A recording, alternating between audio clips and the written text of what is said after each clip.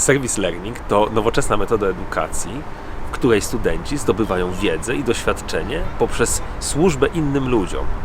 W tym roku postanowiliśmy sprawdzić, czy realizowane od lat mikrodziałania artystyczne pasują do tej metody.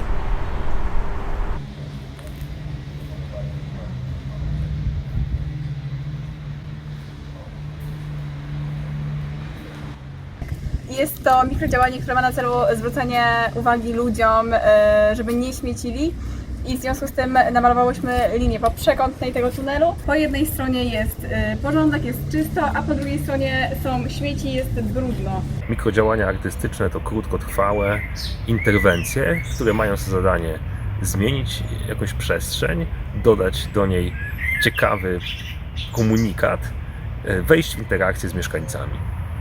I chodzi o to, żeby ludzie zwrócili na to uwagę, że jak ładnie jest, kiedy jest czysto i jak jest źle, kiedy jest brudno. Ma to zwrócić również uwagę na zanieczyszczenie środowiska i na to, żeby dbać o ładny wygląd miejsca, w którym funkcjonujemy i żyjemy.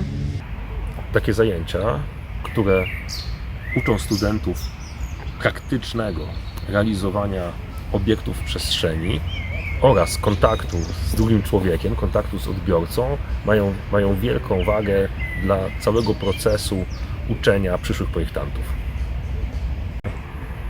Stawanie na takim właśnie terenie niszczy drzewa, korzenie, które znajdują się zaraz pod ziemią. Jakie były reakcje ludzi, kiedy przyczepiałyście ten znak? Głównie się patrzyli po prostu. Jeden pan nas zagadał, czy mamy nadzieję, że ten znak coś wniesie i czy ludzie będą myśleć inaczej. A jak wy myślicie?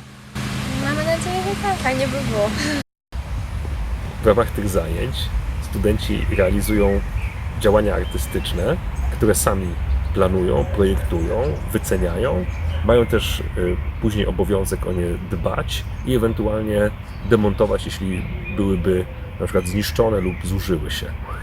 Jest to więc praca, która uczy studentów nie tylko teoretycznego projektowania, ale zmierzenia się z realnymi problemami wykonawczymi w przestrzeni, także z pozwoleniami, ale także z odbiorem ich prac przez użytkowników, którzy mogą te prace zarówno skrytykować, jak i też mogą wyrazić swoją aprobatę i aplauz. Chciałam, aby wstążki zawieszone na drzewach przede wszystkim odwracały uwagę od śmietników, które znajdują się na osiedlu i są zagospodarowane w dość nieestetyczny sposób. To miał być główny cel mojego projektu. Niestety ludzie źle to odbierają i przede wszystkim myślą, że chodzi mi o wycinkę tych drzew. Tak naprawdę z przeświadczenia Polaków wynika to, że ludzie tak naprawdę się tym nie przejmują. A tutaj wiele osób zaczęło dostrzegać, że te drzewa mogą po prostu zniknąć i zaczęły się tym wszystkim interesować.